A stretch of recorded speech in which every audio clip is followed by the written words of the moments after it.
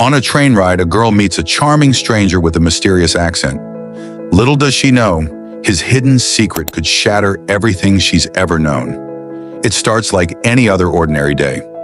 Emma, a 22-year-old college student, boards the 5 p.m. train, ready to head home after a long day of classes.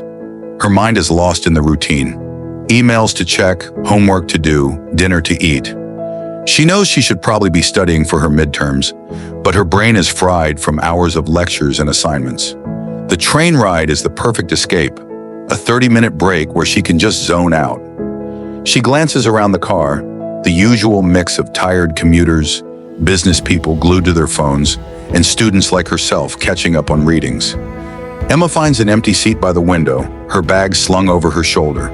She sinks into the worn-out chair and settles in, staring out at the city fading into the distance as the train begins its journey. But as the train lurches forward, something catches her eye. Across the aisle, a man is sitting alone, staring out the window with an air of quiet contemplation. His presence is magnetic. There's something about him that makes Emma's heart skip a beat. His dark hair falls just slightly over his forehead, and his coat, an old worn leather jacket, fits him perfectly. He looks different, not like the other people on the train. She tries not to stare, but it's hard. There's something unsettling, yet captivating about him. His eyes, a deep shade of brown, seem to look right through her, as though he sees more than what's on the surface. And then, for the briefest moment, their eyes meet. Her breath catches in her throat. He offers a small, knowing smile, and in that instant, Emma feels a strange connection. Something familiar, even though she's never seen him before. The moment passes as quickly as it came, and Emma looks away, hoping she doesn't appear too obvious. But her mind is racing. Who was that? Why did he look at her like that? Was it just her imagination? She pulls out her phone, pretending to scroll through social media, but her thoughts keep drifting back to him. Every now and then, she sneaks another glance. He hasn't moved. He's still staring out the window, lost in thought. But then, something happens. The train jerks a little, and Emma is jolted to one side. Her elbow bumps the armrest, and her book bag falls to the floor with a loud thud. Embarrassed, she quickly bends down to pick it up, but before she can reach it, she feels a hand on her shoulder. "Are you all right?" The voice is smooth, deep, and with a subtle accent she can't quite place.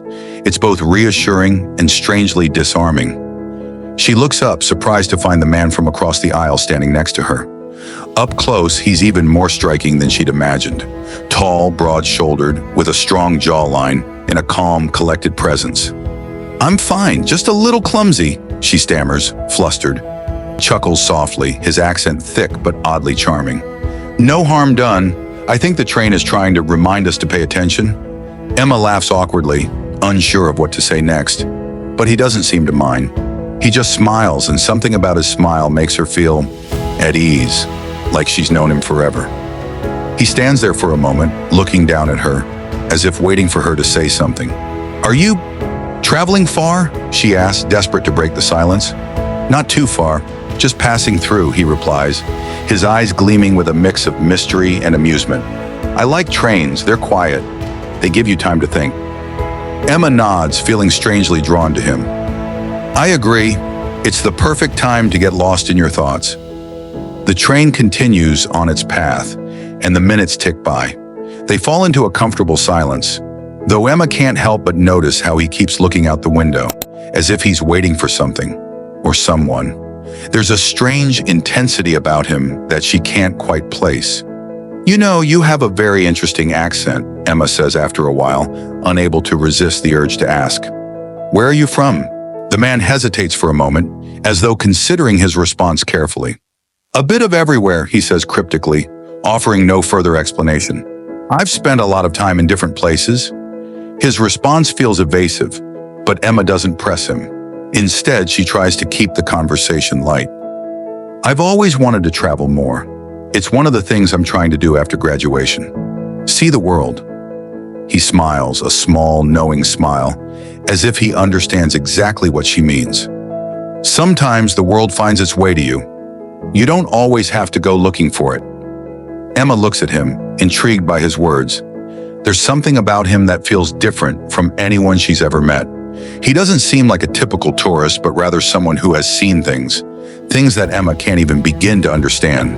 The conversation drifts to other topics, but with every word, Emma feels more drawn to him. She starts to lose track of time, her focus entirely on him. There's an undeniable chemistry in the air between them, something unspoken yet powerful. She finds herself thinking about him even when he's not speaking. And then, just as she's starting to feel like she's in the middle of a dream, he leans in closer, his voice dropping to a soft whisper. "There's something I need to tell you," he says, his eyes flicking around the train car, as if checking to see if anyone is listening. Emma's heart skips a beat. She feels a rush of excitement mixed with unease. What could he possibly have to say that's so important? He takes a deep breath before continuing, his gaze fixed on hers. "I'm not who I say I am." The words hit Emma like a punch to the gut. She doesn't know what to think. Who is this man? What is he hiding? Before she can react, he stands up abruptly, as if something has spooked him. He looks out the window once more, his expression hardening. "I can't stay," he says, his voice now cold, distant. "This was a mistake." He starts walking toward the door, leaving Emma stunned and speechless. Her mind is racing, but before she can make sense of what just happened, he turns back, his eyes locking with hers one last time. "You'll see me again," he says, his voice low and almost a warning. "And when you do, you'll wish you hadn't." And with that, he walks off the train, disappearing into the night as the doors close behind him. Emma is left in a whirlwind of confusion and fear. She doesn't know what to make of the encounter. Was it real? Was it just her imagination running wild? For days, she can't shake the memory of the stranger. She tries to forget, but it's impossible.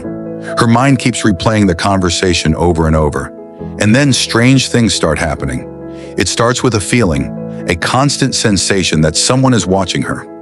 She can't explain it, but it's there, nagging at the back of her mind. Then she begins receiving strange messages, texts from unknown numbers, cryptic notes left at her apartment door. One of the messages reads, "You didn't listen, but you will." Emma's heart races with every new text. Who is doing this? Why now? The strangest thing of all, though, is the photo. One day she opens her email to find a picture of herself, taken from behind, standing on the train platform. But the photo was taken after she met the man. How is that possible? Panicked, she tries to trace the source of the messages, but they seem to come from nowhere. Her search only leads to more questions, more mysteries. Her life is slowly unraveling. And then, as if things couldn't get worse, she sees him again. Alexander. Only this time, he's not the same. His eyes are colder, more calculating. He's standing across the street, staring at her with an intensity that sends a chill down her spine. Emma's blood runs cold as she realizes the truth.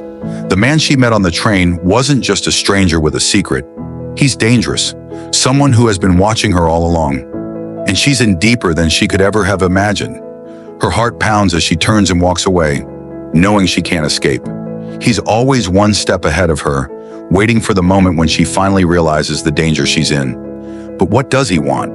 Why is he after her?